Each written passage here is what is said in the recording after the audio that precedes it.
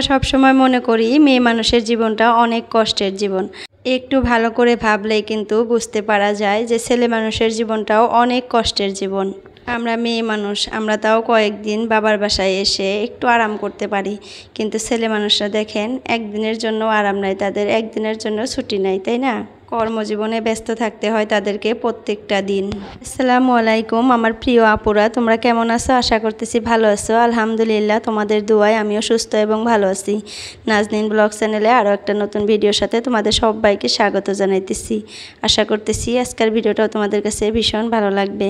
তো এই তো দেখো, সকালে ঘুম থেকে উঠে দেখি মা ফ্রিজটা এরকম ল্যাংটা সাধু বানিয়ে রাখছে আর কি, মানে একদম সব কিছু খুলে রাখছে। তো বললাম যে কেন এরকম করছো? তো বলতেছে যে অনেকটা লেত্রা হয়ে গেছে, পানি জমা হয়ে গেছে, তো ফ্রিজটা অফ করে রাখছি। বরফগুলা গলে পড়ার পর আমি ভালো করে পরিষ্কার করে মুছে নেব।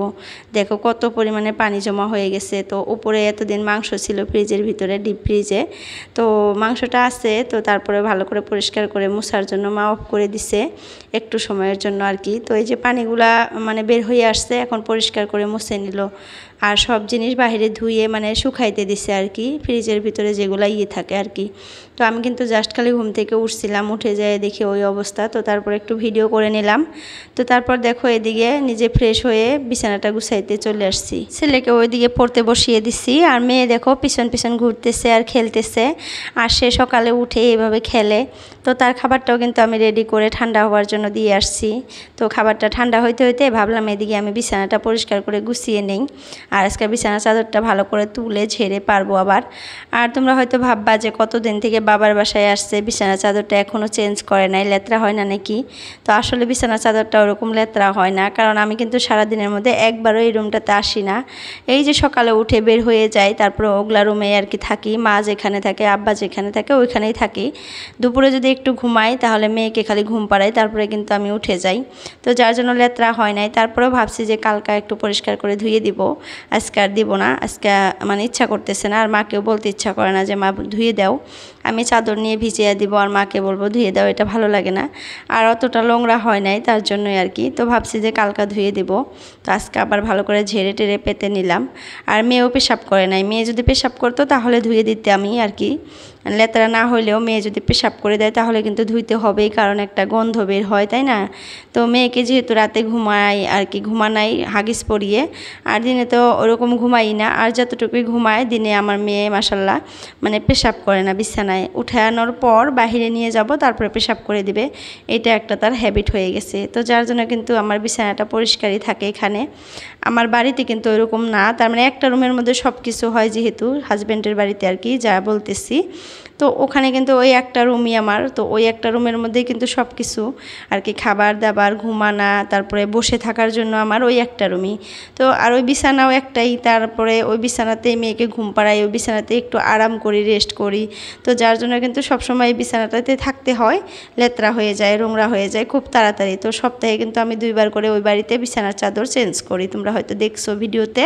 তো এখানে কিন্তু এটা করতে হয় না আমার। সন্ধ্যাবেলা যখন আমি ছেলেকে পড়তে বসাই তখন কিন্তু দেখা যায় মা আমার মেয়েকে নিয়ে মার রুমে আর কি খেলতে নিয়ে যায়, আমি এখানে ছেলেকে পড়াই আর কি। তো তখনও মেয়ে আমার সাথে থাকে না। যদি আমার সাথে থাকতো তাহলে কিন্তু বিছনায় বসে থাকতো, পেশাব করে দিত, লেত্রা হইতো, তাই না? তো এই জন্য কিন্তু আমি বিছানার চাদরটা এখনও মানে চেঞ্জ করি নাই। হয়তো তোমরা আর কি অনেক আপুরাই আছে এটা আবার নোটিস করবে যে এখন পর্যন্ত বিছানার চাদরটা ধয় নাই। আজকে যেহেতু 11 দিন হয়ে গেল বাবার বাসায়। তো যাই হোক, দেখো কথা বলতে বলতে বিছানাটা একদম সুন্দর করে গুছিয়ে নিলাম, চাদরটা ঝেড়ে টেরে সুন্দর করে পেরে নিছি আবার। আর ছেলে তো পড়তে বসছে, আর মেয়েকে কিন্তু মা নিয়ে গেছে খেলানোর জন্য বাহিরে। এদিকে দেখো আমি ঘরগুলা সুন্দর করে ঝাড়ু মেরে নিতেছি। তো যাই হোক, তো ফার্স্টে যে বললাম মেয়েদের জীবনটা আমরা সবসময় মনে করি অনেক কষ্টের জীবন, মানে আপন মানুষদেরকে ছেড়ে পরকে আপন করে নিতে হয়, এটা একটা নিয়ম আর কি বলতে পারো। এটাই মানে পরম্পরা চলে আসছে, এটা করতে হয় আমাদের। আর আল্লাহ ওই ধৈর্যটা আমাদের ভিতরে দিয়ে দিছে, তাই না? তো তার উপরে দেখো আমরা কিন্তু সবসময় ভাবি যে ছেলেদের জীবনটা অনেক মানে আরামের, ছেলেদের জীবনে অনেক কষ্ট নাই, কোনো কিছু নাই, কিন্তু এটা কিন্তু আমরা ভুল ভাবি সম্পূর্ণই। কারণ কি জানো, এই যে আমি দেখো 11 দিন হয়ে গেল আজকে মার বাসায় আসছি, আরাম করে খাইতেছি, ঘুম পাড়তেছি, কোনো মানে টেনশন নাই, কত আরামে আছি। যদি 6 মাস মানে হাজব্যান্ডের বাসায় থাকি, 3 মাস হাজব্যান্ডের বাসায় থাকি, আবার কিন্তু 10-15 দিন দেখা যায় আমি একটু আরাম করতে পারি। কিন্তু এখানে দেখো আমার হাজব্যান্ড কিন্তু একদিনের জন্য আরাম করতে পারে না, একদিনের জন্য কোনো জায়গায় যেয়ে আর কি আরামে বিন্দাস থাকতে পারে না, কারণ তার একটা টেনশন সব সময় থাকে যে আমার সংসারটা চালাইতে হবে। একদিনের যদি কোনো মানে একদিনের জন্য যদি কোনো জায়গায় যায়, তাহলে সেই দিনটায় যে ইনকামটা করতো আর কি, সেটা কিন্তু হয় না। সেই চিন্তা ভাবনা করে কিন্তু সে দিনের বেলায় কোনো জায়গায় যেতে পারে না, একটা দিনের জন্য কোনো জায়গায় গিয়ে থাকতে পারে না। মানে প্রত্যেকটা দিন তার কর্মস্থলে যেতে হয়, কষ্ট করতে হয়। তো এটা ভাবলে আমার অনেকই খারাপ লাগে যে আমরা মেয়েরা সব সময় ভাবি যে ছেলেদের থেকে মেয়েদের জীবনটা কষ্টের। এখানে কিন্তু ছেলেদের জীবনটাও অনেক কষ্টের, যার যার কর্মস্থলে সেই ভাব নিয়ে সেই রকম করে আর কি চলে খাইতে হয়, তাই না? তো তাদের মাথায় একটাই থাকে সব সময় যে আমার সংসারটাকে ভালো করে চালাইতে হবে, টাকা ইনকাম করতে হবে। কিন্তু আমাদের কিন্তু এই টেনশনটা নাই। আমরা যা করি ঘরের ভিতরেই করি, যত পরিশ্রমই করি, আমাদের কিন্তু ওই টেনশনটা নাই। টেনশন নামের জিনিসটা আমাদের মাথায় নাই। আমরা একটু পরিশ্রম করি, এটা ঠিক আছে, কিন্তু টেনশন করি না কিন্তু কোনো সময়। হ্যাঁ করি, যখন দেখা যায় যে হাজব্যান্ড একটু টেনশন করতেছে, তখন হাজব্যান্ডের টেনশনটা ভাগ করে নেওয়ার জন্য একটু টেনশন করি, কিন্তু সম্পূর্ণ টেনশনটা কিন্তু হাজব্যান্ডই বেশি করে, মানে স্বামীরাই বেশি করে। তো যাই হোক, দেখো বক বক করতে করতে ঘর দুয়ার সব পরিষ্কার করে ঝাড়ু দিয়ে নিলাম। তো এখন বাহিরে ঝাড়ু দিয়ে দিলাম একটু, এদিকেও, আর অনেকটাই হাওয়া চালাইতেছে আজকা। আর আমার ছেলে দেখো সুন্দর করে লেখে আমাকে দেখানোর জন্য চলে আসছে, তো আমাকে দেখিয়ে নিয়ে গেল আবার। তো সে কিন্তু পড়তে বসছে, এখন পর্যন্ত পড়তেছে। তো দেখো এখানে আয়সাও আমার কোনো শান্তি নাই, তাকে পড়াইতে হয়, আর তাকে পড়তে দিয়ে আমি টুকটাক কাজগুলো করে নিলাম। আর এই যে এটা আমাদের একটা বিছানা আর কি, মার রুমে থাকে এই বিছানাটা। এখানে কিন্তু আমরা সারাদিন গড়াগড়ি করি, মানে শুয়ে থাকি, বসে থাকি, যাই করি। তো এই চাদরটা একটু লেতরা হয়ে গেছিলো, তো যার জন্য আমি ভিজিয়ে দিছিলাম ধুবো বলে। তো দেখি মা ধুয়ে দিচ্ছে। তো মাকে বললাম ধুয়ে আসো, আমি ভালো করে চিপে শুকিয়ে দিব। মা যেহেতু যে চিপতে পারে না ভালো করে, কিন্তু মা চিপতে পারে না, একটু একটু করে চিপে পানি থাকে, শুকাইতে অনেকটা সময় লাগে। তো যার জন্য মাকে বলছিলাম তুমি রেখে আসো, আমি পরিষ্কার করে মানে চিপে নিব, একটু ভালো করে চিপে নিব, সরি। তো চিপে নিয়ে যে শুকিয়ে দিলাম এখন রোদের মধ্যে। আর আমি কিন্তু উঠান টুঠান সব সুন্দর করে ঝাড়ু মেরে নিছি। আর আমি এখন মার গ্যাসটা আজকে একটু মুছে নিব। মা কিন্তু কালকা না পরশু দিন ভালো করে ধুয়ে আনছে বাহিরে নিয়ে। তারপরে ওই যে মেয়ের খাবার বানাই, খিচুড়ি, তারপরে সাগুদানা, এগুলো বানাই না, একটু লেতরা হয়। আর আমার মা কিন্তু গ্যাসের মধ্যে অতটা রান্না করে না, রাতে করে, সকালে করে না। রাতে যদি টুকটাক রান্নাবান্না থাকে গ্যাসে করে, আর মানে সকালে যে রান্নাবান্নাগুলো করে এগুলো কিন্তু মাটির চৌকাতে আমার মা করে। অনেক খেতে ভালো লাগে আমার কাছে, আর মাটির চৌকার রান্নাবান্না কিন্তু অনেক টেস্টি হয়, তাই না? তো যাই হোক, আমার মার গ্যাসটা দেখছো কত সুন্দর। এই গ্যাসটা আজকে কয় বছর আমি জানি না, কিন্তু আমি যখন 6 না 5-এ পড়ি তখন আমার মা এই গ্যাসটা কিনছিল। তো তখনকার দিনের জিনিস দেখো কত হেভি ছিল, কত মোটা দেখছো। আর এখনকার গ্যাসগুলো এত পাতলা পাতলা হয়, মানে একটা আছাড় মারলে মনে হয় ভেঙে যাবে সব কিছু। টিন মনে হয় এত হালকা, আর আগের গ্যাস এত শক্ত, গ্যাস এত হেভি, মানে দেখে ভালো লাগে। আগের জিনিসগুলো কিন্তু সব হেভি ছিল, আর এখন খালি মানে নামমাত্র দেখানো। তো যাই হোক, গ্যাসটা মুছে, গ্যাসের টেবিলটাও মুছে, আমার মেয়ের খাবারগুলো সুন্দর করে এক সাইড করে রেখে দিলাম। তারপরে দেখি মা অনেকগুলো বাসন ধুয়ে এনে রেখে দিছে আর কি, পানি ঝরতে গাবলার মধ্যে। তো পানিগুলা ঝরে গেছে, আমি এখন সুন্দর করে একটা একটা করে যার যার জায়গায় রেখে দিতেছি।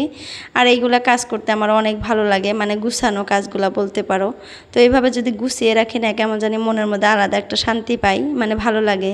তো তারপর দেখি মা ঘরগুলা মুছে নিচ্ছে। তো আমি বললাম যে একটু লাঠিটা দাও, আমি বারান্দাটা মুছি আর একটু ভিডিও করে নেই। আমি মানে ঘর তো মুছতেই পারলাম না আজকে, তুমি মুছে নিলা।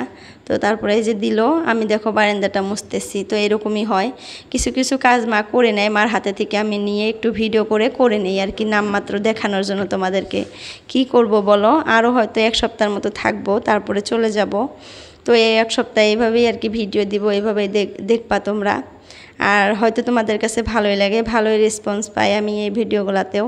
তোমরা সুন্দর সুন্দর কমেন্ট করো, সবাই ভালো লাগে কমেন্টগুলো দেখে।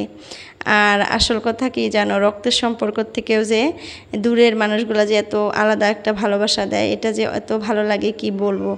আসলে খালি রক্তের সম্পর্কটাই সম্পর্ক হয় না, রক্তের সম্পর্ক ছাড়াও কিন্তু অনেক সম্পর্ক হয়, যেগুলো অনেক মানে কি আর বলবো, ভালোবাসার সম্পর্ক, তাই না? অনেক ভালো লাগে তোমাদের এই কমেন্টগুলো দেখে আমার। তো আজকেও কিন্তু তোমাদের কমেন্টগুলো আমি পড়তে পারলাম না। তো এই যে দেখো আমার চুটকি সোনাটা কি সুন্দর করে মা কাপড় পরিয়ে দিছে, মায়ের ওড়না পরিয়ে দিছে, সুন্দর করে ঘুরতেছে আর খেলতেছে, এত খুশি, মনে হয় যে একটা বুড়ি, পাক্কা বুড়ি। একটু কাপড়টা খুলতে চাইতেছে না, সুন্দর করে ঘুরতেছে খেলতেছে। তো এখন কিন্তু দুপুর হয়ে গেছে, সব কাজকর্ম করে নিছি, গোসল করি নেই, ভাবতেছি যে গোসল করি, অনেক গরম লেগে গেছে। তো পাকার মধ্যে বসে আছি ফ্যানটা দিয়ে। তো আমার ছেলে কিন্তু এখন পর্যন্ত লিখতেছে, বুঝছো? তো লেখা কমপ্লিট হয় নাই। তো আমি বললাম তাড়াতাড়ি করে লেখো, তারপরে তোমাকে বাইরে বের হইতে দেব। তো এদিকে দেখো গোসল টোসল করে ভাত টাত খেয়ে নিছি দুপুরে, এখন প্রায় 2টার মতো বাজে। তো আমাদের গাছ থেকে দেখো কাঁচা আম একটা নিয়ে আসছে মা, পড়ে আসছিল বলে, 3টা আম আছে গাছের মধ্যে, তো একটা পড়ে আসছিল নিয়ে আসছে। তো এটা এখন আমি ভর্তা করে খাবো। তো এদিকে ভিডিও করতে দেখি যে এই গাছের মধ্যে অনেক মোষ লাগছে আর কি, মরিচ। তো এখান থেকে 2-1টা মরিচ ছিঁড়ে নেই। তো খিড়কি খুলে আমি এইভাবে মরিচগুলা মানে ছিঁড়ে নিলাম। দেখছো কত সুন্দর টাটকা টাটকা মরিচ, মরিচগুলা দেখলে এত শান্তি হয়ে যায়। খাইতে তো অনেক ঝাল, তো দেখলে ভালো লাগে, তাই না? কি সুন্দর দেখো। তো এখান থেকে 3টা মরিচ ছিঁড়ে নিলাম। তো এখন বারান্দায় বসে বসে সুন্দর করে ছিলিয়া সুন্দর করে ভর্তা করে নেব এগুলো এখন। আর আম ভর্তা এখন যে খাইতে এত মজা লাগে কি বলবো, মানে এখন সিজন না, যে এখন কিন্তু পাকা আমের সিজন, কাঁচা আম কিন্তু ওইরকম পাওয়া যায় না। তারপরেও যে আমাদের বাড়িতে এখনও 3-4টা আম আর কি গাছের মধ্যে আছে, জানি না কেন আছে, এগুলো কেমন আম এখন পর্যন্ত পাকে নাই, ছোট ছোট আর একদমই কাঁচা। তো হয়তো পোকা টোকায় মানে বোটাটা খেয়ে ফেলছিল, ছিঁড়ে পড়ে গেছিলো। তো আমি কিন্তু আগে অনেক চোকা খাইতাম আর কি, আম বলো তেঁতুল বলো আর কি, যত টক জাতীয় বস্তু আছে অনেক খেতাম মেয়ে, যখন আমি আর কি মেয়ে ছিলাম এবারই। তো তখন তো এখন যখন বিয়ে হয়ে গেছে, 2টা বাচ্চা হয়ে গেছে, এখনও তো খাইতে ইচ্ছা করে না, কিন্তু দেখলে আবার লোভ সামলাইতে পারি না। তো আমটা দেখে মাকে বললাম দাও ভর্তা করি। তো তারপর দেখো এই যে ভর্তা করতে নিচ্ছি। আর আমার ছেলে তো আমার পিছন পিছন আছে, সেও অনেকটাই টক খেতে পারে। আর আমার ভাইকে যদি তোমরা দেখো টক খাওয়ার অবস্থা, তাকে মনে হয় না যে ছেলে মানুষ, মনে হয় মেয়ে মানুষ। মানে রাতের 12টায় যদি তার মনে ধরে যে আম ভর্তা খাবে, মানে খাবেই এরকম, রাত করেও সে আম ভর্তা, আমলক্ষী ভর্তা, তেঁতুল ভর্তা এগুলো করে করে খায়, মানে ভাতের বদলে খাইতে চায় এরকম। তো এখন দেখো ভিডিওতে আমি ভয়েস ওভার করতে এসে আম ভর্তা দেখে জিভা দিয়ে আমার লেল পড়তেছে, বুঝছো? এই একটা অবস্থা, মানে ভয়েস ওভার করতে পারতেছি না, কথা কইতে পারতেছি না, মানে জিভা দিয়ে লেল পড়তেছে। তো যাই হোক আমটাম ভর্তা করে খেয়ে 3টার দিকে আমি ঘুমিয়ে গেছিলাম। ঘুম থেকে উঠে দেখি মা মুরগি কেটে জবটব করে ছুলিয়ে টুলিয়ে রাখছে। তো তারপর আমি কেটে নিলাম, কেটে টেটে একটাবার ধুয়ে তারপরে মাকে দিছি, মা একটু ফ্রিজে রেখে দিতেছে আর একটু ভালো করে পরিষ্কার করে ধুয়ে রাখবে। আমি রান্না করব আজকে চিকেনটা, মাকে বলছি যে মা আমি রান্না করব, তুমি রান্না করো না, একদম ভাজা ভাজা করে রান্না করব। আর মানে ব্রয়লারের মাংস কিন্তু আমি একদম ঝোল ঝোল খেতে একদমই পারি না, একদম ভাজা ভাজা করে রান্না করি, তাহলে খেতে ভালো লাগে। তো ওইদিকে মাকে মাংসটা দিয়ে আসলাম, মা কিছুটা মাংস ফ্রিজে রেখে দেবে আর কিছুটা বাইরে রাখবে, পরে আমি মশলা টশলা সব মা বেটে দেবে, তারপরে আমি রান্না করব। তো জানি না ভিডিও করতে পারবো না, নাই অনেকটা লং হয়ে গেছে ভিডিও। তো তারপরে দেখো অনেকগুলো কাপড় ছিল বাহিরে, তো কাপড়গুলো তুলে নিয়ে আসলাম, আজকে একটা কাপড়ও শুকায় নাই। তো সবগুলা কাপড় এই রুমের মধ্যে দেখো এই যে ফ্যান দিয়ে দিতেছি। তো আমার ভিডিওটা এতক্ষণ পর্যন্ত যে যে দেখতেছো, এই পর্যন্ত যে যে আপুরা দেখে আসছো এখন পর্যন্ত, যদি কেউ নতুন আসো তো প্লিজ চ্যানেলটা সাবস্ক্রাইব করে অল নোটিফিকেশনটা ক্লিক করে আমার বন্ধু হয়ে থেকে যাইও। আর আমার যদি ভিডিওগুলো ভালো লাগে লাইক কমেন্ট শেয়ার করো। তো আজকের জন্য এতটুকুই রাখলাম, বাই বাই, আল্লাহ হাফিজ, সবাই সুস্থ থেকো, ভালো থেকো।